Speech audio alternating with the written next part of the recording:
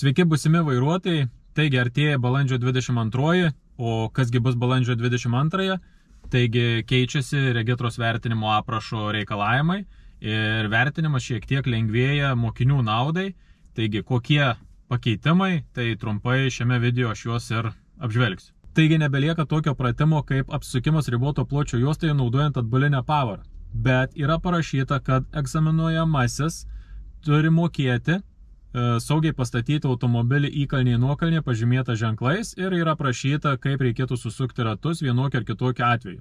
Ar šitas pratimas bus privalomas, tai čia egzaminuotojas vis tiek jis norės patikrinti, ar jūs sugebat tą dalyką atlikti saugiai.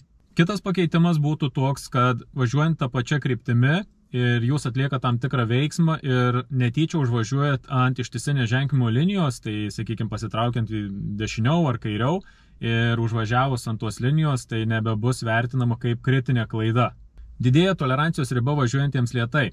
Taigi, būdavo visą laik 15 km mažiau negu leidžiama, jau kritinė klaida, ir nesvarbu, ar tu važiuoji gyvenvietėje ar užmiestyje, ir visur būdavo tas pats. Dabar bus, jeigu daugiau kaip 50, tai tolerancijos riba kyla iki 20, o iki 50 km/h greičiu lieka tas pats, būtent 15 km/h greičiu, mažesniu greičiu tikrai važiuoti daugiau negalėsi. Dar viena tokia naujovė, kad kas liečia saugumą, bus leidžiama 30 sekundžių pasitaisyti savo esamą klaidą. Jeigu po įspėjimo jūs nereaguojate, tai aišku bus tuomet jau rašoma atitinkama klaida.